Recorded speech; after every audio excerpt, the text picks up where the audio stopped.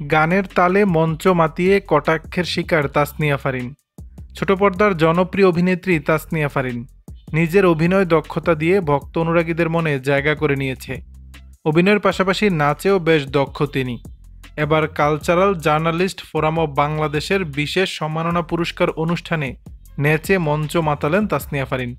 সামাজিক যোগাযোগ মাধ্যমে ইতিমধ্যে অভিনেত্রীর নাচের ভিডিও নেটিজেনদের নজর কেড়েছে। ভিডিওতে দেখা যায় পরনে কালো জিন্স, পায়ে হাই হিলে গানের তালে তালে মঞ্চ মাতাচ্ছেন তাসনিয়া ফারিন। তবে ফারিনের নাচ দেখে নেটিজেনরা বেশ কটাক্ষ করেছে। একজন ভিডিওর কমেন্ট বক্সে লিখেছেন, নায়িকারা যত জনপ্রিয় হয়ে ওঠে তত তাদের ধীরে ধীরে পোশাকটা ছোট হতে থাকে। আরেকজন নেটিজেনের ভাষ্য, তার জনপ্রিয়তা নষ্ট করলো সে নিজে। বেলাল হোসেন নামে ফেসবুক ব্যবহারকারীর কথায়, কাপড় আস্তে আস্তে আরও ছোট হয়ে যাবে, ব্যাপার না, সস্তা জনপ্রিয়তা অর্জন করতে হবে। দর্শক, বিষয়টি নিয়ে আপনাদের মতামত জানাবেন নিচের কমেন্ট বক্স।